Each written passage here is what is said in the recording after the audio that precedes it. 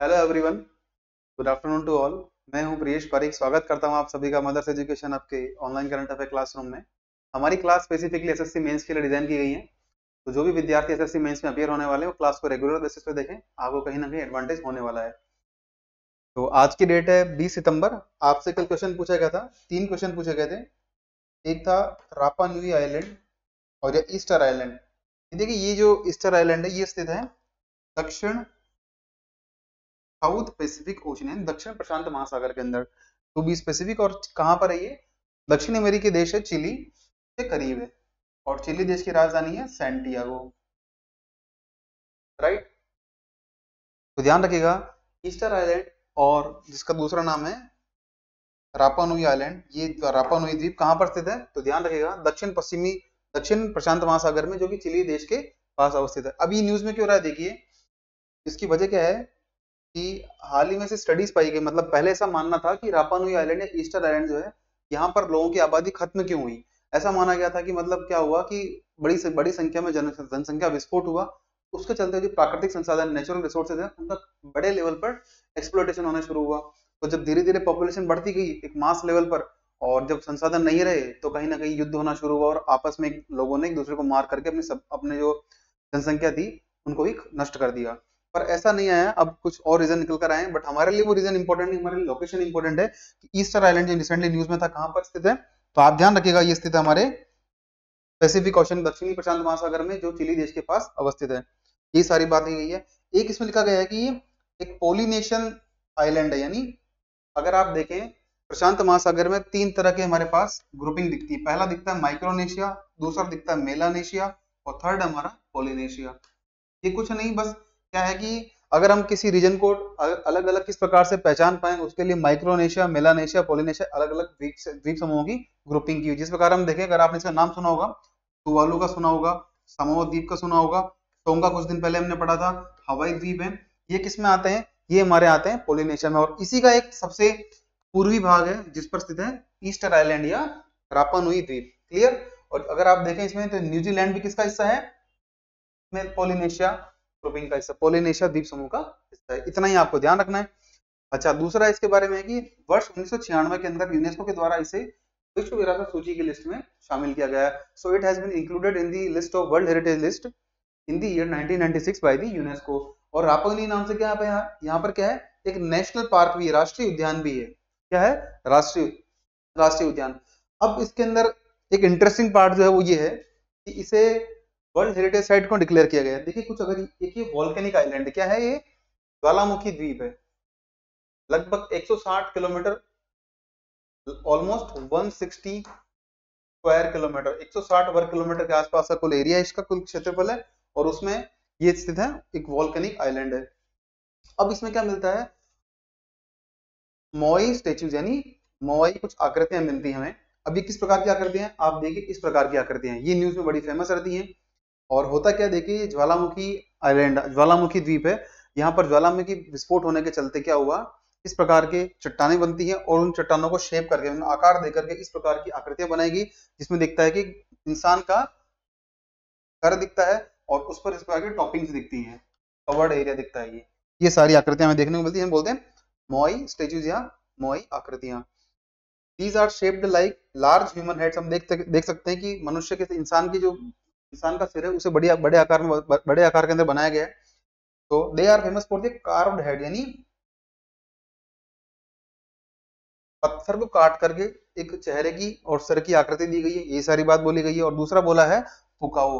इसका मतलब क्या है? जो हेड है उस पर कवरिंग है ना, ये जो बनाया गया ऊपर जिसपे सिर ढका हुआ है, इसे बोलते हैं फुकाओ। ये हमारे लिए इतना इंपॉर्टेंट नहीं, आपके लिए इंपॉर्टेंट है। माओ स्टेच्यूज कहाँ है? तो यहाँ पर है। और कहाँ पर? रापा नुई द्वीप में। रापा नुई द्वीप कहाँ स्थित है? तो दक्षिण प्रशांत महासागर में, जो कि चिली देश के पास अवस्थित है, और वो पोलिनेशिया का हिस्सा है। सेकंड सवाल आपसे पूछा गया था कि वर्तमान में भारत के चीफ इलेक्शन कमिश्नर कौन है, यानी मुख्य निर्वाचन आयुक्त कौन है। ये सवाल इसलिए महत्वपूर्ण है, क्यों? क्योंकि आप सभी जानते हैं कि 3 राज्यों में क्या होने वाले हैं, चुनाव चल रहे हैं। जम्मू कश्मीर में 18 तारीख को चुनाव हो चुके हैं, 8 अक्टूबर के आसपास उनकी वोट की काउंटिंग होने वाली है। तो वर्तमान में जो 25वें चुनाव आयोग, मुख्य चुनाव आयुक्त है, मुख्य निर्वाचन आयुक्त, वो है श्री राजीव कुमार जी। अब इनसे पहले 2 व्यक्ति और थे, इनका आप नाम याद रखिएगा। हो सकता है आपको सीक्वेंस में पूछा जाए कि वर्तमान में भारत के या 24वें मुख्य निर्वाचन आयुक्त कौन थे, मुख्य चुनाव आयुक्त कौन थे, तो वो थे सुनील अरोड़ा जी, और 23वें थे सुशील कुमार चंद्रा जी, सुशील चंद्रा जी। ठीक है, ध्यान रखिएगा, सुशील चंद्रा जी 23वें थे, सुनील अरोड़ा जी 24वें थे, और राजीव कुमार जी वर्तमान में 25वें चीफ इलेक्शन कमिश्नर है। अब ध्यान रखिएगा, हमारा जो कॉन्स्टिट्यूशन है, मतलब इसका कंपोजिशन है, वो किस प्रकार से, भारत के निर्वाचन आयुक्त के अंदर, भारत के चुनाव आयोग के अंदर एक अध्यक्ष होते हैं और दो, एक तो होते हैं मुख्य निर्वाचन आयुक्त, दो होते हैं निर्वाचन आयुक्त। तो देखिए, एक जो है दूसरे सदस्य वो कौन है, श्री ज्ञानेश कुमार जी, दूसरे श्री सुखबीर सिंह संधू जी है। ये तीनों व्यक्ति, हमारे तीनों जो इलेक्शन कमिश्नर हैं, वो कहाँ गए थे, कुछ दिन पहले जम्मू कश्मीर भी गए थे, वहां पर रिव्यू करने के लिए किस प्रकार से तैयारियां की जाए for to conduct the assembly elections. तो आप ध्यान रखिएगा, राजीव कुमार जी वर्तमान में है, उससे पहले सुनील अरोड़ा जी थे, और उससे पहले थे सुशील चंद्रा जी, और वर्तमान में ज्ञानेश कुमार जी हैं, और सुखबीर सिंह संधू जी भारत के इलेक्शन कमिश्नर हैं। कार्यकाल कितना होता है, तो ध्यान रखिएगा 6 वर्ष या 65 वर्ष, 6 वर्ष का कार्यकाल या 65 ईयर्स की उनकी एज हो, जो भी पहले हो, उससे पहले इनको अपना पद छोड़ना होता है। योग्यता क्या है, योग्यता कुछ नहीं है स्पेसिफिक, संविधान के अंदर हटाए कैसे, जिस प्रकार से सुप्रीम कोर्ट के न्यायाधीश महोदय को हटाते हैं, the same procedure which is followed for removal of the judges of the Supreme Court is followed in case of the removal of Election Commissioner of India। और अनुच्छेद कौन सा है, तो आर्टिकल 324, अनुच्छेद 324 के तहत भारत में निर्वाचन आयोग की स्थापना का प्रावधान किया गया है। क्लियर, अभी वर्तमान में A1+2 मेंबरशिप हमारे यहाँ अवस्थित है, और उनके बारे में हमने पढ़ लिया है। ठीक है, इतनी बात आपके लिए महत्वपूर्ण करंट में। तीसरा सवाल आपसे पूछा गया था, श्री कृष्ण गमन पथ, यानी आपको बताना था तो श्री कृष्ण गमन पथ किन राज्य सरकारों के द्वारा या किस राज्य सरकार के द्वारा बनाए जाने की घोषणा की गई है। तो दो राज्य सरकारें हैं, राजस्थान और मध्य प्रदेश। राजस्थान और मध्य प्रदेश सरकार ने घोषणा की है कि वो भगवान श्री कृष्ण के लिए श्री कृष्ण गमन पथ बनाएंगे, जिसमें कि कुल 7 मंदिरों को जोड़ा जाएगा। क्या जोड़ाएगा, 7 मंदिरों को। जो स्टूडेंट्स राजस्थान से बिलोंग करते हैं, क्लास देख रहे हैं, उनके लिए काम की बात क्या है, इसमें कोटा, झालावाड़, भरतपुर, इस प्रकार के जिलों को जोड़ा जाएगा। और ध्यान रखिएगा, भगवान श्री कृष्ण का जो जन्मस्थली है ब्रजभूमि, वहां से लेकर उन्होंने मध्य प्रदेश गए हैं उनकी शिक्षा के लिए, संदीपनी आश्रम के अंदर, कहां पर, संदीपनी आश्रम के अंदर उज्जैन में, तो उसको जोड़ा जाएगा। क्लियर, मथुरा से लेकर उज्जैन जो है, उज्जैन में संदीपनी आश्रम, जहां उन्होंने शिक्षा प्राप्त की थी, 11 वर्ष की आयु में गए थे, और लगभग डिस्टेंस होगी इसकी ऑलमोस्ट 750 किलोमीटर के आसपास इसकी कुल दूरी रहने वाली है, जिसमें अलग अलग मंदिरों को जोड़ा जाएगा और अलग अलग सुविधाएं दी जाएगी, जिससे क्या हो कि राजस्थान, मध्य प्रदेश में पर्यटन की संभावनाओं का विकास हो सके। ध्यान रखिएगा, एक गोल्डन ट्राइंगल है, यानी स्वर्णिम त्रिभुज है। क्या है, स्वर्णिम त्रिभुज। ये पर्यटन के लिहाज से 3 शहरों को कहते हैं गोल्डन ट्राइंगल। कौन कौन से शहर हैं, तो आप ध्यान रखिएगा, पहला है दिल्ली,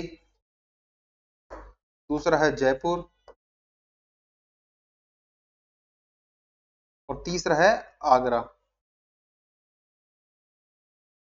मतलब ऐसा है कि जो व्यक्ति, जो बाहरी विदेशी नागरिक दिल्ली आते हैं घूमने, वो जयपुर भी आते हैं और आगरा भी आते हैं। आप जानते हैं आगरा में क्या है, विश्व प्रसिद्ध ताजमहल है, और जयपुर में विश्व विरासत सूची भी है, कुछ फोर्ट भी हैं, और जयपुर की जो 4 दीवारी परकोटा है, उसको भी वर्ल्ड हेरिटेज लिस्ट में दर्जा दिया गया हुआ है।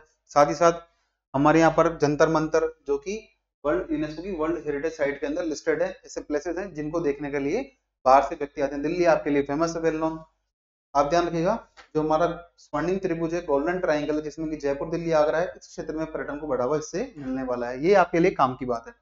आज का पहला क्वेश्चन डिस्कस करते हैं कि recently the 76th prime time Emmy award ceremony held in which of this city, यानी हाल में क्या हुआ है, अमेरिका के अंदर 76वें एमी अवार्ड सेरेमनी का आयोजन किया गया। आपके लिए बताना है, आपके लिए ऑप्शन है कि किन शहर में से किस शहर में इसका प्राइम टाइम एमी पुरस्कार का समारोह हुआ था। तो कैलिफोर्निया, सिएटल, लॉस एंजलिस और लंदन। तो ऑप्शन सी इसका जो है लॉस एंजलिस, वहां पर इसका आयोजन हुआ है। ये कहाँ हुआ है, तो ये हुआ है पीकॉक थिएटर, यानी पीकॉक मतलब मोर, तो मतलब पीकॉक थिएटर है वहां पर लॉस एंजलिस में, वहां ये सेरेमनी ऑर्गेनाइज की गई है। अब इसका बेसिक ऑब्जेक्टिव क्या है, जो भी मीडिया के अंदर, यानी मीडिया परफॉर्मेंसेज हैं, उनको रिवॉर्ड करने के लिए टेलीविजन क्षेत्र में, उसके अंदर इसको रिवॉर्ड मिलता है अलग अलग प्लेयर्स को। ठीक है, 2 तरह का अवार्ड है, एक हमारा प्राइम टाइम एमी अवार्ड, जिसका ऑब्जेक्टिव है ऐसे टेलीविजन शो जो कि सिर्फ अमेरिका के अंदर बनाए गए और प्राइम टाइम के अंदर टेलीकास्ट होते हैं, उनके लिए अवार्ड मिलता है। एक होता है इंटरनेशनल एमी अवार्ड, ये होता है कि अंतरराष्ट्रीय स्तर पर किसी भी देश में अगर कोई शो बनाया जा रहा है, टेलीविजन शो, उसको रिवॉर्ड करने के लिए बनाते हैं। अच्छा, साथ ही साथ आपने सुना होगा ग्रेमी अवार्ड भी मिलते हैं। ग्रेमी अवार्ड किसके लिए होते हैं? ध्यान रखिएगा, ग्रेमी अवार्ड मिलते हैं फॉर दी म्यूजिक, किसके लिए? और ऑस्कर मिलते हैं म्यूजिक के लिए, बेस्ट परफॉर्मेंस के लिए अलग कैटेगरी में। इसी प्रकार से ग्रेमी मिलता है, ग्रेमी अवार्ड मिलते हैं म्यूजिक के लिए, और ये हर साल दिए जाते हैं। They are given each year in the United States of America. अब ये कौन देता है? By NARS, National Academy of Recording Arts and Sciences, और the Latin Academy of Recording Arts and Sciences, LARS और NARS के द्वारा दिया जाता है। ठीक है, बेसिकली किसमें होता है? म्यूजिक इंडस्ट्री, यानी जो संगीत उद्योग है उस क्षेत्र के अंदर अच्छी और उत्कृष्ट प्रदर्शन के लिए ये अवार्ड दिए जाते हैं, ग्रैमी अवार्ड्स एनुअली। अच्छा, नेक्स्ट क्वेश्चन आपके लिए, the Kalvari submarine escape training facility Vinetra is commissioned, यानी क्या है? जो हमारी कलवरी क्लास की सबमरीन है, कलवरी सबमरीन है, उनके एस्केप ट्रेनिंग फैसिलिटी, एस्केप का मतलब क्या होता है? किसी जगह से बचकर निकलना। मान लीजिए किसी प्रकार की दुर्घटना हो जाए और कहीं ना कहीं कुछ लोग उन्हें ट्रैप कर ले, और हमारी जो शत्रु देश है या हमारे पड़ोसी देश है उनकी सबमरीन ट्रैप कर ले, या किसी प्राकृतिक आपदा के चलते हमारी सबमरीन फंस जाती है, तो वहां से क्रू मेंबर को कैसा निकाला जाए, तो उसके लिए बनाया गया सेंटर विनेत्र। अब आपको बताना है कहाँ शुरू किया गया है, तो ये किया गया हमारे विशाखापट्टनम के अंदर। कहां पर? विशाखापट्टनम में। तो the Kalvari submarine escape training facility Vinetra, Vinetra जो है इसका शॉर्ट फॉर्म है, ठीक है। और विनेत्र का एक इसका अलग नाम भी है, इसका मतलब है ट्रेनर। क्या है? प्रशिक्षक। तो मतलब क्या है कि जो सेंटर है ये बताएगा कि आपको, मतलब जो भी क्रू मेंबर है उन्हें एस्केप कैसे करना है वहां से, उस कंडीशन से, उस आपदा से बचकर किस प्रकार निकलना, ये सिखाएगा विनेत्र फैसिलिटी, जो कहां पर स्थित किया गया है? INS सातवाहन विशाखापट्टनम के अंदर। क्लियर?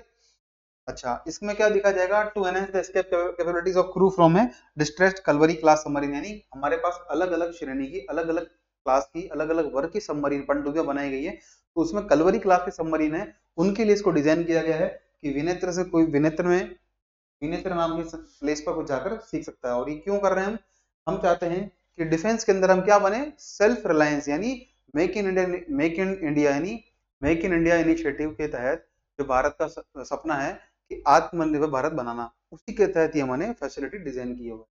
ठीक है, अब इसमें क्या होगा देखिए, इसका निर्माण किसने किया है? तो ध्यान रखिए, कंपनी आपके लिए इंपॉर्टेंट है, L&T डिफेंस के द्वारा। किसके द्वारा? L&T डिफेंस के द्वारा। आप और कंफ्यूज मत होइएगा, इसके अंदर L&T कंपनी ने इसको बनाया है, विनेत्र नाम की संस्था को और प्लेस फैसिलिटी को। और इसमें क्या बनाया गया है? 5 मीटर का एस्केप टावर बनाया गया है, यानी बचने के लिए 5 मीटर का टावर बनाया गया है। और विनेत्र का मतलब क्या होता है? ट्रेनर, यानी प्रशिक्षक। ठीक है, और इससे क्या होगा देखिए, इट विल बिल्ड कॉन्फिडेंस, मतलब क्या होगा? जो भी क्रू मेंबर हमारे उस कलवरी क्लास सबमरीन के अंदर पनडुब्बी में यात्रा कर रहे हैं, जा रहे हैं, गार्डिंग कर रहे हैं हमारी कोस्ट लाइन की, उन्हें विश्वास रहेगा कि अगर किसी प्रकार की आपदा में फंस जाते हैं, किसी प्रकार संकट में वो पड़ जाते हैं, तो भी उनके पास जीवन बचाने का एक ऑप्शन, विकल्प रहेगा। ठीक है। अच्छा, अब आपके लिए क्वेश्चन इसलिए पूछा गया है ये अगला वाला, जिसमें जो कि है, भारत की पहली महिला मुख्यमंत्री कौन है? Who is the first female और first women chief minister of India? ये सवाल आपसे इसलिए पूछा गया है क्योंकि हाल ही में भारत में नई दिल्ली में तीसरी हमारे महिला मुख्यमंत्री बनी है सुषमा स्वराज जी, और शीला दीक्षित जी के बाद कौन? आतिशी सिंह। इसलिए पूछा गया आपसे कि भारत की प्रथम महिला मुख्यमंत्री कौन रही हैं? आपके सामने 4 ऑप्शन है, सुचित्रा कृपलानी जी, नंदिनी सतपथी जी, अनवरा तैमूर जी और जे जयललिता जी। इनमें से कुछ नाम से आप परिचित होंगे, कुछ से नहीं होंगे, जिसमें कि सुचित्रा कृपलानी जी हैं, जो कि JB कृपलानी हमारे इंडियन नेशनल कांग्रेस के, भारतीय राष्ट्रीय कांग्रेस के मेंबर थे, उनकी धर्मपत्नी है। और जे जयललिता जी ये फिल्म स्टार थी, बाद में तमिलनाडु की बनती मुख्यमंत्री। 2 नाम से आप बिल्कुल अवेयर होंगे, इनसे आपका परिचय होगा, बट 2 नाम जो है आपके सामने, इनसे नहीं होंगे। तो राइट आंसर जो है वो हमारा ऑप्शन ए है, सुचेता कृपलानी जी। भारत में अब तक कुल अलग अलग राज्यों में 16 महिला मुख्यमंत्री रही है, और 17वीं कौन बनी है? आतिशी सिंह, और नई दिल्ली की वो तीसरी महिला मुख्यमंत्री है। क्लियर? थोड़ा डिटेल के अंदर बात करते हैं। तो सुचेता कृपलानी जी हैं, ये भारत की पहली महिला मुख्यमंत्री हैं जिन्होंने 55 वर्ष की आयु के अंदर दिल्ली की सीएम के यूपी के सीएम के तौर पे इन्होंने अपना कार्यकाल शुरू किया था, और ये था वर्ष 1963 के अंदर, और ये जेबी कृपलानी, जो कि क्या थे, इंडियन नेशनल कांग्रेस के यानी भारत के स्वाधीनता संग्राम में इंडिपेंडेंस मूवमेंट के अंदर इन्होंने महत्वपूर्ण भूमिका निभाई है और उन्हीं की पत्नी रही है श्वेता कृपलानी जी। नेक्स्ट आपके सामने ऑप्शन है नंदिनी सतपथी जी, ये बनी ओडिशा राज्य की सीएम बनी है। क्या बनी है? ओडिशा राज्य की इन ईयर 1972, 1972 में बनी। आपके लिए ईयर महत्वपूर्ण नहीं है, आपको क्या करना है, जो हमारे महिला मुख्यमंत्री रही हैं उनके नाम एटलीस्ट आपको पता होने चाहिए। क्यों? क्योंकि सिर्फ 16 ही नाम है। 16 में से कुछ नाम ऐसे जिनसे आप बिल्कुल फेमिलियर होंगे, या शायद 6-7 नाम ऐसे होंगे जिनको आप जिनके बारे में आपने नहीं पढ़ा होगा, तो उनको पढ़ लीजिएगा, आप याद कर लीजिए, आपके सामने लिस्ट आएगी, उसे रिवाइज कर लीजिएगा। अनवरा तैमूर है, ये असम राज्य की केवल एकमात्र महिला मुख्यमंत्री रही है। Only women and Muslim CM after the independence, यानी आजादी के पश्चात, स्वाधीनता के पश्चात असम राज्य की एकमात्र महिला और एकमात्र मुस्लिम महिला मुख्यमंत्री रही है हमारी अनवरा तैमूर जी हैं। और जिन्होंने क्या किया, 44 साल की एज में इन्होंने मुख्यमंत्री का पद धारण किया। अब बात करें जय जयललिता जी की। जयललिता जी हैं 1996 के अंदर बनती है तमिलनाडु राज्य की मुख्यमंत्री, ठीक है। और इन्होंने लगभग 5 बार, लगभग नहीं एग्जैक्टली 5 बार, 1991 से 2016 तक जो है 5 बार मुख्यमंत्री बनी, ठीक है। कितनी बार? 5 बार, 25 साल तक ये रही हैं। अच्छा, अब एक फैक्ट आपके लिए सामने आता है, जो है कि दिल्ली और तमिलनाडु दो मात्र ऐसे राज्य हैं जहां पर एक बार से अधिक हमारे महिला मुख्यमंत्री देखी गई हैं। दिल्ली की बात करें तो क्या है, वहां पर सुषमा स्वराज जी हैं, शीला दीक्षित जी हैं और वर्तमान में आतिशी सिंह है। हम बात करें, और ठीक है, शशिकला काकोडकर है, ये रही हैं सबसे यंगेस्ट सीएम। कौन रही है? सबसे यंगेस्ट सीएम, यानी सबसे युवा महिला मुख्यमंत्री रही। कौन रही है? यशोदा शशिकला काकोडकर, ठीक है। अब कुछ लिस्ट के नाम बात, कुछ अन्य महिला मुख्यमंत्री के नाम की बात करें, जो अलग अलग राज्यों में महिला मुख्यमंत्री रही हैं, तो उनके नाम आप याद कर लीजिएगा। शशिकला काकोडकर जी हैं, ये गोवा की रही, सबसे यंगेस्ट सीएम थी, लगभग 37 साल की एज के अंदर बन गई थी। कब बनी थी? 37 ईयर्स के अंदर। तो 37 और 38 ईयर्स के अराउंड ये महिला मुख्यमंत्री बन गई थी गोवा की, इसलिए माना जाता है ये सबसे यंगेस्ट है। वीएन जानकी तमिलनाडु की रही हैं। देखिए, हमने बात की तमिलनाडु और नई दिल्ली में एकमात्र ऐसा केस देखा गया है जहां पर एक से अधिक महिलाएं मुख्यमंत्री रही हों, ठीक है। तो कौन कौन सी हैं? तमिलनाडु में देखा आपने, वीएन जानकी तमिलनाडु में रही है और फिर रही है जय जयललिता जी। और दिल्ली में हमने देखा कौन कौन 3 अलग महिला मुख्यमंत्री रही है। मायावती यूपी की हैं, 4 बार सीएम रही है। राजेंद्र कौर पट्टल जी हैं, पंजाब की रही हैं। राबड़ी देवी बिहार की रही। सुषमा स्वराज जी दिल्ली की रही 1998 में। फिर शीला दीक्षित जी रही है 1998 से 2013 में, हम कल पढ़ चुके हैं, 3 टर्म उन्होंने पूरा किया है। उमा भारती जी एमपी में रही हैं। वसुंधरा राजे जी राजस्थान में रही हैं। ममता बनर्जी वेस्ट बंगाल में। आनंदीबेन पटेल गुजरात में। महबूबा मुफ्ती जम्मू कश्मीर में। और आतिशी सिंह नई दिल्ली में। तो 13 नाम आपके सामने 4 ऑप्शन में थे। कुल 17 महिला, कुल 17 हमारे विमेन चीफ मिनिस्टर रही हैं through out the history in Indian states. Right, यहां तक आपको सारे डाउट क्लियर हो जाने चाहिए। नेक्स्ट है, which country has suspended the polio vaccination campaign recently. देखिए, बड़ी चिंता की बात है कि जिस प्रकार से देश, विश्व में 2 ही देश ऐसे हैं, पाकिस्तान और अफगानिस्तान, जहां पर कि पोलियो ने अपनी जड़ें जमा रखी है। भारत 2014 के अंदर ही से मुक्त हो चुका है। कब हुआ है? इंडिया, ध्यान रखिएगा, इंडिया हुआ है इन the year 2014 polio free country. और ऐसा कब किया गया है? जबकि लास्ट 3 ईयर्स के अंदर, यानी 3 ईयर से कोई भी केस हमने नहीं रिपोर्ट किया है, मतलब कोई प्रकार का केस हमने दर्ज नहीं देखा गया पोलियो केस में। 2011 से 14 तक 3 साल का हमारे पास सर्वे हुआ, उसमें अलग अलग हमारे आइडेंटिफिकेशन होते हैं। उसमें पाया जाता है कि भारत में कोई व्यक्ति पोलियो से संक्रमित नहीं है, बच्चे संक्रमित नहीं है। उसके बाद भारत को 2014 के अंदर पोलियो मुक्त कर दिया था। वर्तमान में विश्व में 2 देश है, पाकिस्तान और अफगानिस्तान, जहां पर पोलियो व्याप्त है। देखिए, आपके सामने 2 ऑप्शन वैसे ही कट गए, सीरिया, श्रीलंका। क्यों? तो पोलियो कहां पर है? पोलियो अफगानिस्तान, पाकिस्तान में। पाकिस्तान ने सब कुछ नहीं किया, रिसेंटली किया अफगानिस्तान में। आप सभी जानते हैं अफगानिस्तान के अंदर किसकी सरकार है? तालिबान आतंकवादी संगठन की सरकार है, वो रूल कर रहे हैं। सरकार तो नहीं कह सकते, तालिबान का शासन है। तो इनके द्वारा डिसीजन लिया गया है, तालिबान के द्वारा, कि हम जो है अपने यहाँ किसी प्रकार का पोलियो टीकाकरण अभियान नहीं चलने देंगे। तो यूएन ने, यानी संयुक्त राष्ट्र ने घोषणा की है कि तालिबान ने ऐसा डिक्लेयर किया है कि हम हमारे अफगानिस्तान के अंदर क्या नहीं करने देंगे, पोलियो की वैक्सीन नहीं लगाने देंगे, ठीक है। अभी ऐसा माना जा रहा है कि ये जो पोलियो का प्रसार है अफगानिस्तान के अलग अलग प्रांतों में, अलग अलग राज्यों में फैल रहा है, बट फिर भी तालिबान चाहता है कि वहां पर बच्चे इससे संक्रमित रहें। वो ग्लोबल जो रूल्स हैं उनको नहीं मानता है। तो यहाँ लिखा गया आपके लिए, पाकिस्तान और Afghanistan there are the only 2 nations in the world which have not been declared polio free nation till date. ठीक है, और भारत को 2014 के अंदर ही WHO वर्ल्ड हेल्थ ऑर्गेनाइजेशन विश्व स्वास्थ्य संगठन के द्वारा 2014 के अंदर ही डिक्लेयर कर दिया गया था पोलियो मुक्त देश। तो हमारे लिए कहीं ना कहीं इंपॉर्टेंट बात है, ये हमारे लिए गर्व की बात है। अब थोड़ी हम बात करते हैं पोलियो के बारे में। पोलियो क्या है? एक पोलियो वायरल इन्फेक्शन यानी विषाणु से होने वाला एक इन्फेक्शन यानी संक्रमण है। ठीक है, जिससे क्या होता है कि अगर इसकी सीवियरिटी यानी इसकी जो मतलब अलग अलग स्तर है वो बढ़ जाए इसके, तो क्या होता है? इरिवर्सिबल पैरालिसिस यानी किसी व्यक्ति को लकवा भी हो सकता है, इवन उसकी डेथ भी हो सकती है। ठीक है, ऐसा क्यों होता है कि जब पोलियो का वायरस हमारे तंत्रिका तंत्र को ही नुकसान पहुंचा दे, उसको डैमेज करे, तो नष्ट करने का प्रयास करे, तो क्या हो सकता है? पैरालिसिस, लकवा हो सकता है, या फिर उस व्यक्ति की डेथ हो सकती है। अब ऐसा होता क्यों? संक्रमण कैसे फैलता है? तो प्राइमरी कोज है it spreads through the faecal और ओरल रूट यानी हमारे मलमूत्र से या ओरल जो हम लेते हैं, सांस लेते हैं, उससे भी ये फैल सकता है। और it can multiply in the intestine. क्या होता है ये कि हमारे ये वायरस आंतों में पहुंचने के बाद अपने आप की अपनी रेप्लिका यानी अपनी प्रतिलिका बनाना शुरू करता है और धीरे धीरे इसका प्रसार फैलता है और तंत्रिका तंत्र को नष्ट करने के बाद क्या करता है? अलग केसेस के अंदर यानी सीवियर केसेस के अंदर ये लकवा हो सकता है और व्यक्ति की डेथ हो सकती है। मेनली क्या होता है? ऐसे बच्चे जिनकी आयु कितनी है? अंडर 5 यानी 5 वर्ष से कम उम्र के आयु के बच्चे सर्वाधिक संक्रमित होने का शिकार बनते हैं। तीन तरह के इसमें अलग अलग स्ट्रेन यानी 3 तरह के अलग अलग वेरिएंट्स हैं इस पोलियो वायरस के। पहला है wild polio virus type 1, type 2 और टाइप 3। ध्यान रखिएगा, तो 2 नहीं है, 3 प्रकार के पोलियो वायरस देखे गए हैं। नेक्स्ट क्वेश्चन आपके लिए LIC से है।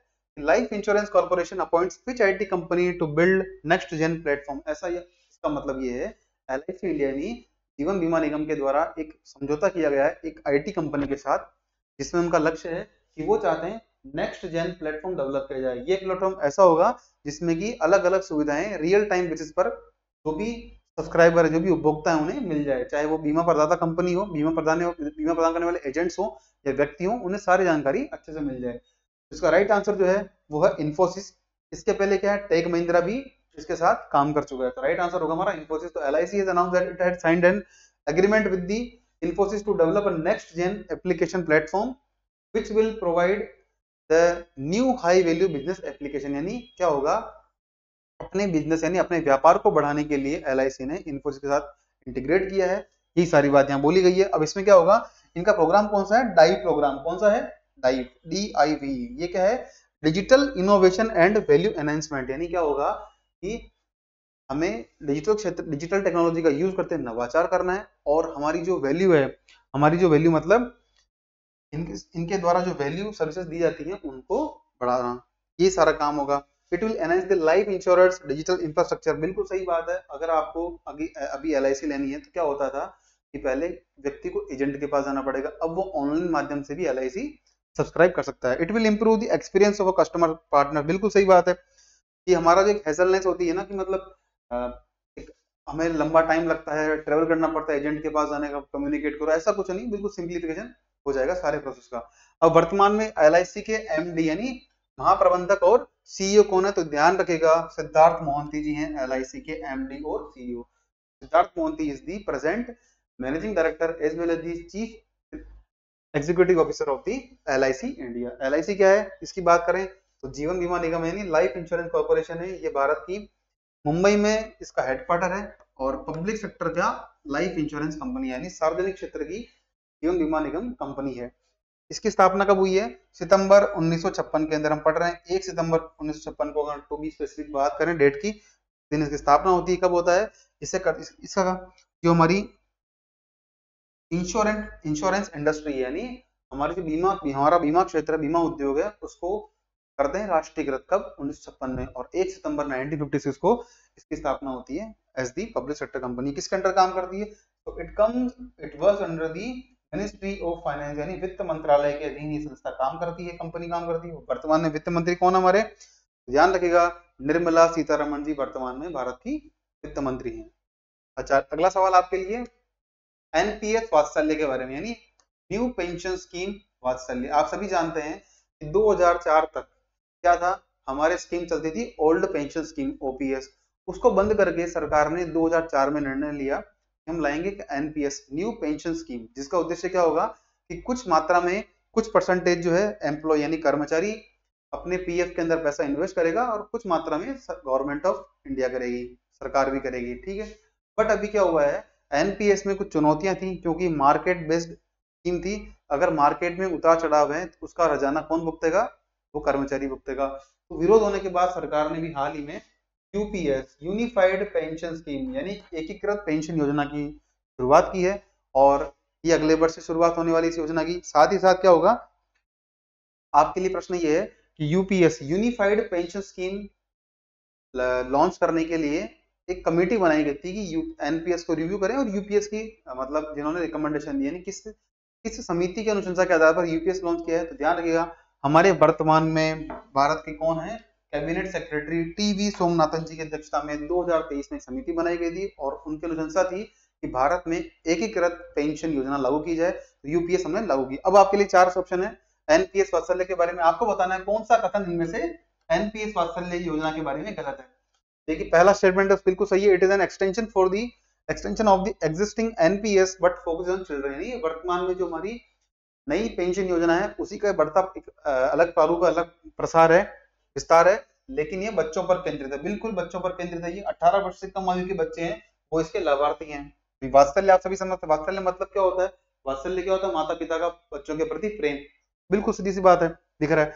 All citizens age below 18 years are eligible for this scheme, बिल्कुल सभी ऐसे सभी नागरिक जिनकी आयु 18 वर्ष से कम है वो इसके लिए पात्र हैं, बिल्कुल पात्र है। तीसरा ऑप्शन है subscribers to make minimum contribution of ₹1000 पर एनम, यानी प्रति वर्ष जो भी ग्राहक है उन्हें 1000 रुपए इसके अंदर जमा कराने होंगे। तो बिल्कुल सही बात है, 1000 रुपए प्रति माह नहीं है, ध्यान रखिएगा 1000 रुपए प्रति वर्ष है और इसमें कोई अधिकतम सीमा नहीं है, नहीं there is no maximum limit for the contribution in the NPS Vatsalya. सीधे आपसे पूछा गया कौन सा कथन गलत है, तो अगर 3 स्टेटमेंट सही है तो ऑप्शन डी जो हमारा है ये इसका राइट आंसर हो जाएगा कि ये हमारा स्टेटमेंट गलत है।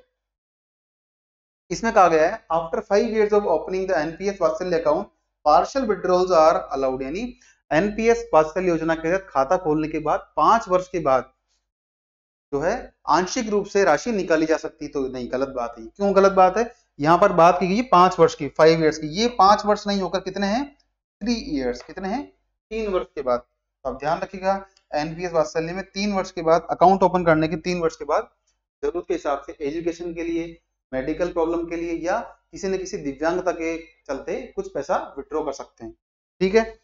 हम बात करते हैं इसकी स्कीम के बारे में। तो पहला स्टेटमेंट था कि it is extension of the existing national pension scheme which is as well as it is allowed, it is applicable for the children, बिल्कुल सही बात है। ये एनपीएस योजना है उसी का विस्तार और बच्चों पर केंद्रित है, बिल्कुल।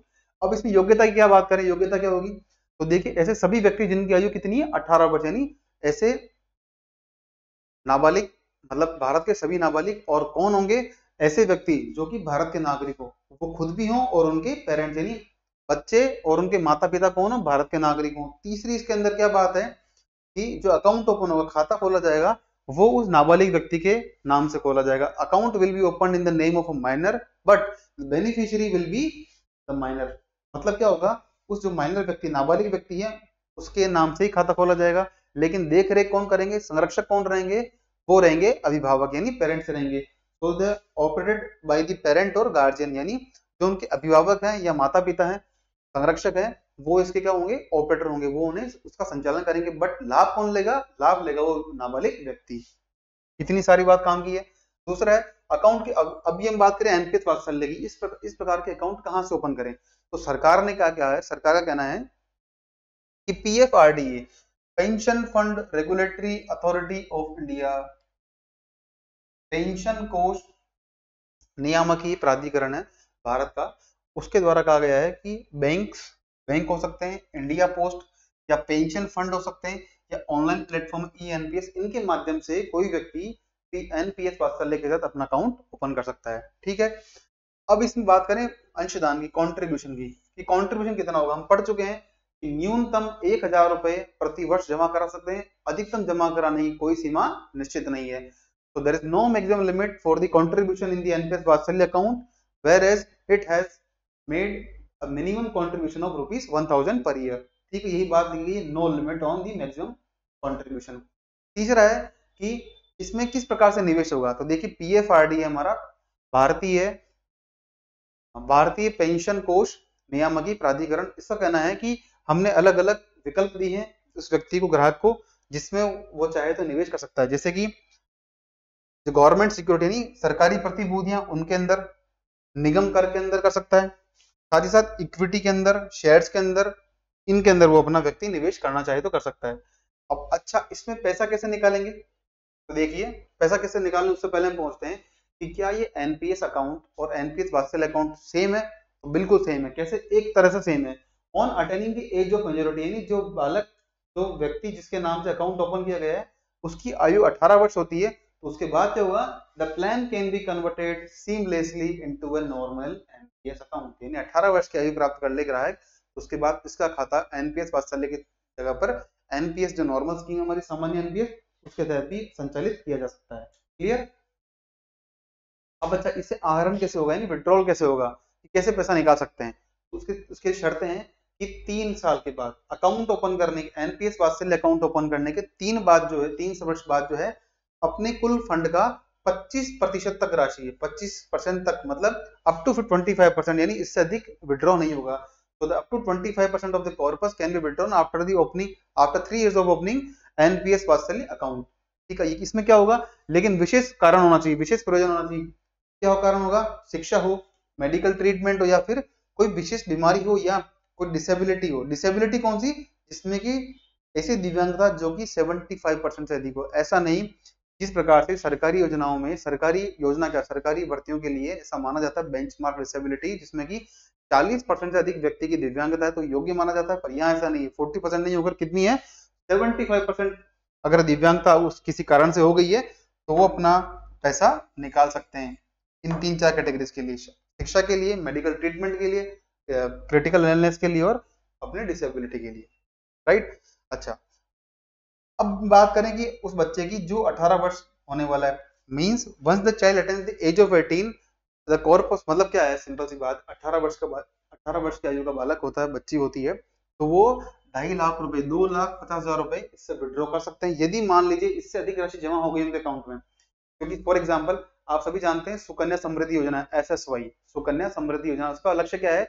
1 जून या 1 मई के बाद, 1 जून 2016 के बाद जो बच्चे पैदा हुए हैं, जो बच्चियां पैदा हुई हैं, उनके लिए स्कीम लॉन्च की गई है कि 18 वर्ष की आयु तक आते आते उनके पास अच्छा पैसा हो, जिससे कि अपनी हायर एजुकेशन ले पाए और कुछ पैसा उनकी शादी के लिए भी इस्तेमाल हो। तो क्या है, ऐसे बच्चे जिनकी 18 वर्ष की आयु होती है वो 2.5 लाख रुपए से विड्रॉ कर सकते हैं। अब मान लीजिए कोई बच्चा की उम्र 3 साल है और उसके पेरेंट्स अगर प्रति वर्ष कर रहे हैं 10,000 रुपए जमा करवा रहे हैं, 15,000 जमा करवा रहे हैं, तो मान लीजिए 3 वर्ष 15 में से 15 करेंगे तो लगभग 2 लाख, 2.25 लाख रुपए इकट्ठे होते हैं। विद इंटरेस्ट मानो तो आप काफी सारा पैसा इकट्ठा होगा, तो 2.5 लाख से ऊपर हो सकता है। अगर मान लीजिए जो सा कॉर्पस, जो फंड है, वो 2.5 लाख रुपए से अधिक होता है, तो एक बार में कितना होगा? 20% ही पैसा निकाला जा सकता है। कितना? 20%, 20% ही, और the rest 80% can be use for annuity purchase in the fund year. ठीक है? अच्छा, अब हम बात करें कि जो ग्राहक हमारा, जो सब्सक्राइबर है, उसकी मृत्यु हो जाए, जिस बालक के नाम से हमने, जिस व्यक्ति के नाम से अकाउंट ओपन किया है वात्सल्य का, किसी पेरेंट्स के द्वारा, अगर बच्चे की डेथ हो जाए तो the entire corpus is given to the nominee, usually the guardian. मतलब क्या होगा? जब बच्चे का अकाउंट ओपन किया जाएगा, जो कि माइनर है, नाबालिग है, उनके नॉमिनी, उनके नामित व्यक्ति या नामांकित व्यक्ति कौन होते हैं? उनके पेरेंट्स या गार्जियन होते हैं। अगर उस बच्चे की डेथ हो जाती है 18 वर्ष की एज प्राप्त होने से पहले ही, तो सारा पैसा किसको मिलेगा? सारा मिलेगा उनके पेरेंट्स को। सेकंड है, if the guardian dies a new guardian must be assigned after completing a new KYC। मतलब अगर बच्चा तो है ही है, बच्चा जीवित है, पर उनके पेरेंट्स की डेथ हो जाए तो क्या होगा? KYC के माध्यम से, नो योर कस्टमर टर्म्स, जो हमारे रेगुलेशन है उनके माध्यम से नए गार्जियन, नए अभिभावक को उसके लिए नामित किया जाएगा। If both parents die legal guardian can manage the account. अब क्या है, मान लीजिए पहले हमने बात की किसी पेरेंट की, अब बात करें दोनों ही उनके माता पिता, दोनों की डेथ होती है, उस केस में क्या होगा? एक लीगल गार्जियन को अपॉइंट किया जाएगा। इसकी जिम्मेदारी कितनी होगी? 18 वर्ष की आयु प्राप्त करने तक ही उस खाते का संचालक रहेगा, उसके बाद नहीं रहेगा। ये सारी काम की बात आपके लिए है, तो ढंग से पढ़ लीजिएगा। नेक्स्ट है, WHO declared which country is the first country in the world to eliminate leprosy. WHO ने कहा है कि विश्व का ऐसा देश है जिसने हाल ही में कुष्ठ रोग को खत्म कर दिया है, और ऐसा दर्जा पाने वाला विश्व का पहला राष्ट्र है। तो आप हैरान रह जाएंगे सुनकर कि कौन सा देश है जिसने ये अचीवमेंट हासिल किया। पहला ऑप्शन सऊदी अरब है, दूसरा इंडोनेशिया, तीसरा जॉर्डन, चौथा बोलीविया। इसका राइट आंसर जो है जॉर्डन, क्या है, जॉर्डन देश है। ये बड़ी जॉर्डन के बारे में दो न्यूज पढ़ने वाले हैं आज। पहली न्यूज तो यही है कि लेप्रोसी कुष्ठ रोग जो है उसको जॉर्डन ने एलिमिनेट कर दिया है। जॉर्डन कहाँ स्थित है देखिए आप, ये हमारा रहा भूमध्य सागर, मेडिटेरेनियन सी, ठीक है। इस तरफ है लेबनान, आप सभी जानते हैं लेबनान के अंदर क्या है हमारा, हमारा तो नहीं है, मतलब लेबनान के अंदर कौन सा है अभी आप खूब सुन रहे होंगे, एक आतंकवादी संगठन है, ठीक है, का इजराइल के साथ युद्ध चल रहा है। इस एक तरफ इजराइल है और इस तरफ हमारा इजिप्ट का सिनाई पेनिनसुला है, ये रहा, ये अकाबाई खाड़ी, गल्फ ऑफ अकाबा, ये जॉर्डन है, ये सऊदी अरब हमारा, सऊदी अरब है, और इस तरफ है सीरिया। अब आप देखिए जॉर्डन कहाँ स्थित है, जॉर्डन हमारा कहाँ स्थित है, इसके एक तरफ तो सऊदी अरब है, उत्तर में सीरिया है, और उत्तर पश्चिम में लेबनान है, पश्चिम में इजराइल है, और दक्षिण पश्चिम में साउथ वेस्ट के अंदर क्या है, इजिप्ट का सिनाई पेनिनसुला, मिस्र देश का सिनाई प्रायद्वीप है। क्लियर। यहाँ पर अगर आप ढंग से देखें तो जॉर्डन की राजधानी क्या है, अम्मान, अम्मान शहर जिसकी जॉर्डन की राजधानी है। यहाँ पर दो तीन चीजें नोट करने वाली बात है, एक तो गैलीली सागर है, ये भी झील है, एक डेड सागर, डेड सी, मृत सागर, ये भी झील है, दो झील है, और यहाँ से निकल रही है हमारी जॉर्डन रिवर, कहाँ जा रही है, जॉर्डन रिवर, ठीक है। तो ध्यान रखिएगा, जो वेस्ट बैंक है, पश्चिमी बैंक हम बोलते हैं, इसे पश्चिमी बैंक कहा इसलिए जाता है क्योंकि जॉर्डन नदी के पश्चिम में अवस्थित है, इसलिए बोलते हैं वेस्ट बैंक। और ये कहां पर स्थित है, जेरूसलम के अंदर। जेरूसलम क्या है, वही प्लेस है जो कि इजराइल और फिलिस्तीन के मध्य विवाद का कारण बना हुआ है, यहाँ पर हमारे वेस्ट बैंक देखने को मिलता है इस जगह पर, ठीक है। ये सारा मध्य मिडिल ईस्ट का डिस्प्यूटेड टेरिटरी है। ये दिखता है गोलन हाइट, ये रहा पार्ट गोलन हाइट का जो किसके मध्य डिस्प्यूट है, एक तरफ इजराइल है, दूसरी तरफ सीरिया है, और उसके उत्तर में क्या है, लेबनान। तो ध्यान रखिएगा जॉर्डन जो हमारा है इसके पश्चिम में क्या है, जॉर्डन रिवर बहती है, ठीक है। दूसरा है कि सी ऑफ गैलिली और डेड सी, ध्यान रखिएगा सी ऑफ गैलिली जो है मतलब लगभग 300 मीटर की हाइट, समुद्र से नीचे हाइट पर स्थित है, और ये हमारी मीठे पानी की झील है। और डेड सी जो है ये हमारा है एक झील है, डेड सी कोई सागर नहीं है, डेड सी एक लेक है जो कि विश्व का सबसे नैरोएस्ट पॉइंट, सबसे डीप पॉइंट है हमारा डेड सी, और सबसे मतलब काफी खारा पानी है यहाँ पर, क्या है, सॉल्ट वाटर है, क्या है ये पे, सॉल्ट वाटर है। और क्या होता है कि यहाँ पर इसका पानी का निकास हो पाए ऐसी कोई व्यवस्था नहीं है, मतलब कि इसे वो जलधारा समुद्र से या किसी खाड़ी से नहीं मिलती, तो क्या होता है यहाँ पर अत्यधिक तापमान के कारण होता है इवेपोरेशन, और ऐसा माना जाता है कई गुना समुद्र से भी 10 से 12 गुना अधिक यहाँ पर खारा पानी मिलता है, कहाँ पर, डेड सी के अंदर। एक बार फिर से दिखाता हूँ आपको कहाँ पर हम किस लोकेशन की बात कर रहे हैं। तो ये रहा हमारा गल्फ ऑफ अकाबा, कहाँ पर स्थित है, ध्यान रखिएगा यहाँ स्थित है, डेड सागर, मृत सागर ये रहा, सी ऑफ गैलिली ये रहा, और हमारा जॉर्डन रिवर ये रही, और जॉर्डन की राजधानी अम्मान है, इसी सारी बात की गई है, ठीक है। लेप्रोसी की थोड़ी बात करें तो डब्ल्यूएचओ ने कहा है कि जॉर्डन के अंदर पिछले 2 दशक के अंदर 20 वर्षों के अंदर कोई भी केस नहीं देखा गया है 20 ईयर्स के अंदर, इसलिए हम कह रहे हैं कि ये लेप्रोसी या कुछ रोग मुक्त है। डब्ल्यूएचओ के वर्तमान में महानिदेशक कौन है, तो Tedros Adhanom Ghebreyesus, Tedros Ghebreyesus जो नाम है, ये कौन, डब्ल्यूएचओ के डायरेक्टर जनरल महानिदेशक है। अब थोड़ी बात करें कुछ रोग के बारे में, लेप्रोसी के, लेप्रोसी क्या होती है, इसे कहते हैं हैंसन डिजीज, क्या बोलते हैं, हैंसन डिजीज। ये किससे होती है, बैक्टीरिया से, इसका नाम है माइकोबैक्टीरियम लेप्रे, लेप्रे नाम के जीवाणु से होने वाली जीवाणु जनित बीमारी जिसे कहते हैं लेप्रोसी या हैंसन डिजीज। और इसका बेसिक काम क्या होता है, मतलब बेसिक काम तो क्या, मेनली किसको नुकसान पहुंचाती है, तो हमारे स्किन, त्वचा को, पेरिफेरल नर्व्स को, और अपर जो हमारा रेस्पिरेटरी ट्रैक्ट है उसको, और आंखों को पहुंचाती है, मतलब जो हमारा पाचन तंत्र है उसको नुकसान पहुंचाती है, आंखों को नुकसान पहुंचाती है, ठीक है। मेनली इसमें क्या होता है, अगर इसकी तीव्रता बढ़ जाए तो क्या होता है, कोई ना कोई दिव्यांगता भी परमानेंट, यानी स्थायी रूप से दिव्यांग भी, स्थायी रूप से विकलांगता भी व्यक्ति को हो सकती है, ठीक है। और ये मुख्यतः कहाँ मिलता है, ये डिजीज मिलती है ट्रॉपिकल उष्णकटिबंधीय क्षेत्रों के अंदर हमें देखने को मिलती है, और इसे कहते हैं नेग्लेक्टेड ट्रॉपिकल डिजीज, पे इतना ध्यान नहीं देता है। और लगभग विश्व के 120 देशों के अंदर बीमारी मिलती है, और हर साल लगभग 2 लाख केस इस बीमारी के देखने को मिलते हैं, भारत के अंदर भी ऐसे केस देखने को मिलते हैं। और ध्यान रखिएगा ये सभी आयु वर्ग के लोगों को संक्रमित कर सकती है, मतलब बच्चों से लेकर वृद्ध व्यक्तियों को भी ये संक्रमित कर सकती है। और इसका ट्रांसमिशन, इसका संक्रमण किस प्रकार होता है, so from the nose as well as the mouth, ठीक है, किसी व्यक्ति को छूने से नहीं फैलती, it does not spread through the casual contact with the person, यानी आप किसी से हाथ मिलाओ, किसी से गले मिलो तो उससे, ये किसी के साथ खाना खाने शेयर करने से भी बीमारी नहीं फैलती, फैलती मेनली मुंह से और नाक से, ठीक है। अब मेन सिम्टम क्या, मुख्य लक्षण क्या है इसके, इसमें होता है डिसफिगरिंग स्किन सोर्स, यानी स्किन पर यानी त्वचा पर छाले पड़ना, फफोले पड़ना, स्वेलिंग आना, लम्स हो जाना, गांठें पड़ना, इस प्रकार के इसके सिम्टम देखे जाते हैं। अच्छा, इसका सबसे बड़ा नुकसान क्या हो सकता है? अगर इसकी तीव्रता बढ़ जाए, इसकी सीवियरिटी बढ़ जाए, तो क्या होता है, ये हमारे तंत्रिकाओं को, तंत्रिका तंत्र को भी नुकसान पहुंचाता है। उसके चलते ही होता है हमें पाँव और हाथों के अंदर, हाथ और पाँव के अंदर क्या होता है, नंबनेस फीलिंग आती है, मतलब लॉस ऑफ फीलिंग है, नंबनेस यानी सूनापन कहते हैं, वो हो जाता है, और मसल्स वीकनेस यानी मांसपेशियों में हमें कमजोरी देखने को मिलती है। नेक्स्ट क्वेश्चन आपके लिए, which state has won the 14th hockey India junior mains national championship 2024? तो हाल ही में किस राज्य ने 14वीं हॉकी इंडिया जूनियर पुरुष राष्ट्रीय चैंपियनशिप जीती है? तो देखिए, पंजाब ने जीता है। पंजाब ने किसे हराया है? उत्तर प्रदेश को, ठीक है। और हरियाणा ने हराया है कर्नाटक को। तो मतलब उत्तर प्रदेश सेकंड नंबर पर है, पंजाब फर्स्ट नंबर पर है, और हरियाणा है हमारा थर्ड प्लेस पर। हरियाणा ने हराया कर्नाटक को। ये सारी बात आगे बोलेगी। अब आपके लिए काम की बात है, ये चैंपियनशिप का आयोजन कहाँ हुआ है? तो ये हुआ है, ओलंपियन प्लेयर है हमारे सुरजीत सिंह जी, उनके नाम पर एक स्टेडियम है जालंधर के अंदर, Olympian Surjit Singh hockey stadium जो जालंधर में है, वहीं पर ये हुआ है, ठीक है। नेक्स्ट है, union ministry of port shipping and waterway has appointed which Olympic medalist as its brand ambassador? यानी हाल ही में केंद्रीय बंदरगाह जहाज रानी जलमार्ग मंत्रालय, ये कुछ पत्तनपोत बंदरगाह है ये, तो केंद्रीय पत्तनपोत बंदरगाह एवं जलमार्ग मंत्रालय किस ओलंपिक पदक विजेता को इसका अपना ब्रांड एम्बेसडर नियुक्त किया? तो वो राइट आंसर है मनु भाकर है। चारों प्लेयर हमारे ओलंपिक प्लेयर हैं। नीरज चोपड़ा जी को मिला सिल्वर मेडल पेरिस ओलंपिक के अंदर, हरमनप्रीत सिंह जी को मिला ब्रोंज, जो कि हॉकी टीम में कप्तान थे। अमन सहरावत जी हमारे रेसलिंग में थे 57 के वेट कैटेगरी के अंदर, इन्हें मिला है ब्रोंज।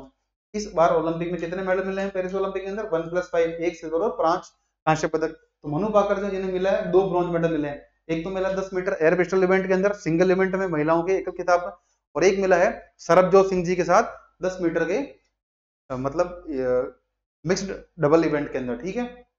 तो मनु भाकर को बनाया। और ध्यान रखिएगा, वर्तमान में केंद्रीय मंत्री कौन? तो वो है सर्बानंद सोनोवाल जी। इन्होंने घोषणा कहा की है तमिलनाडु के चेन्नई में होने वाली एक 4th हार्नेसिंग ऑफ दी नारी शक्ति for the development of nation, यानी राष्ट्र के निर्माण में महिलाओं की शक्ति का दोहन किस प्रकार हो, इस पे चौथा इवेंट हुआ था तमिलनाडु के चेन्नई में, वहां ये घोषणा की गई है, राइट।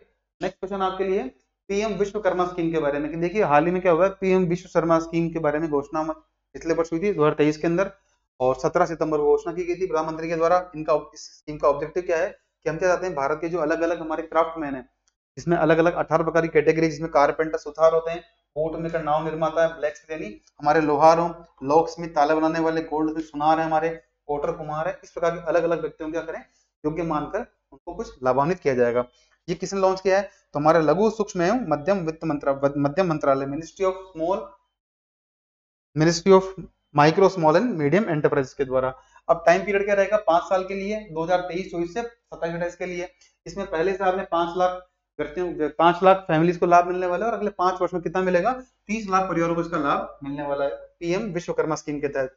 इसके लाभ क्या होंगे? रिकॉग्निशन, यानी उस हर व्यक्ति को जो कि इस योजना के दायरे में आता है, उन्हें पीएम विश्वकर्मा आइडेंटिटी कार्ड दिया जाएगा, सर्टिफिकेट और आईडी कार्ड मिलेगा। दूसरा स्किल अपग्रेडेशन, 2 तरह से कौशल विकास होगा, एक होगा शॉर्ट टर्म के लिए, होगा लॉन्ग टर्म के लिए। तो बेसिक ट्रेनिंग होगी ना, साधारण ट्रेनिंग वो होगी 5 से 7 दिन की, और एक होगी एडवांस ट्रेनिंग जो कि चलेगी 15 या उससे अधिक दिन की चलेगी, और इनको प्रतिदिन क्या मिलेगा? 500 रुपए की वृत्ति का या स्टाइपेंड मिलने वाला है, ठीक है। टूल किट इंसेंटिव, यानी अगर उस व्यक्ति को अपने रोजगार के अवसर बढ़ाने के लिए टूल किट खरीदना है तो कितना मिलेगा? 15,000 रुपए उसको दिया जाएगा in the form of E vouchers at the beginning of basic skill training. यानी 2 ट्रेनिंग है हमारे, एक साधारण ट्रेनिंग है 5 से 7 दिन की, जिसकी ट्रेनिंग की शुरुआत होते ही इनका मिलेगा ई वाउचर मिलेगा 15,000 का, जिससे वो खरीद सकता है अपने टूल किट। फोर्थ इसका पॉइंट है क्रेडिट सपोर्ट, यानी कोलेटरल, यानी बिना किसी प्रतिभूति के, बिना किसी चीज को गिरवी रखे इन्हें मिलेगा लोन, वो मिलेगा 3 लाख रुपए का। ये होता है 2 कैटेगरी का, 3 लाख तक का लोन ले सकते हैं। ये मिलेगा 2 अलग अलग कैटेगरी में, पहली मिलेगी 1 लाख की किस्त, दूसरी मिलेगी 2 लाख की, ठीक है। और इससे कितने दिन में चुकाना है? 18 महीने से, और पहली किस्त चुकानी 1 लाख की 18 महीने में, और 2 लाख की चुकानी 30 महीने के अंदर। और इसमें इंटरेस्ट छूट मिलेगी, कितनी मिलेगी? इंटरेस्ट जो रेट है वो फिक्स 5% है, जिसमें गवर्नमेंट छूट देने वाली है अप टू 8%, ठीक है। इंसेंटिव क्या होगा? अगर मान लीजिए कोई व्यक्ति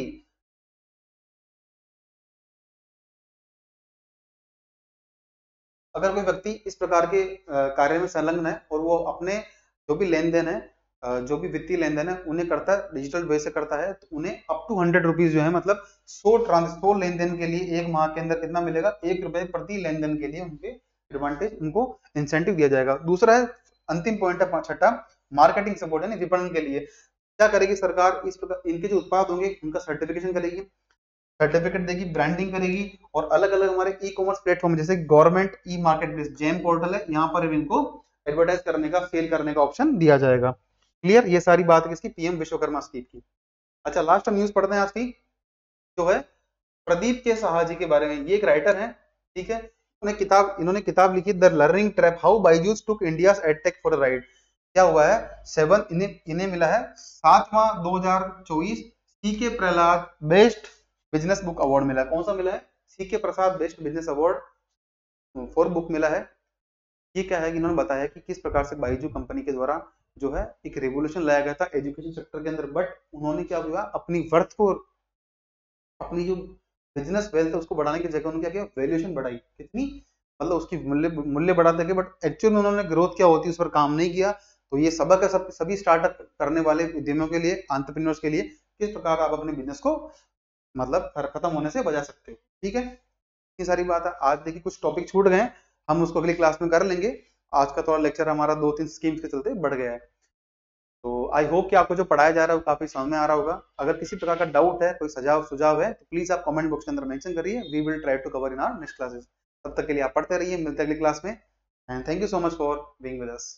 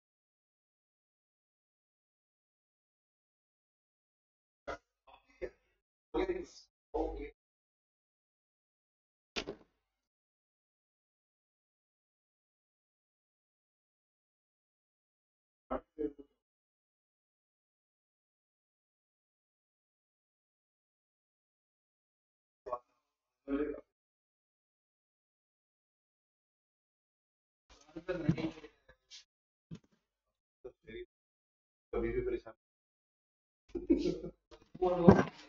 अभी नहीं है क्या? अरे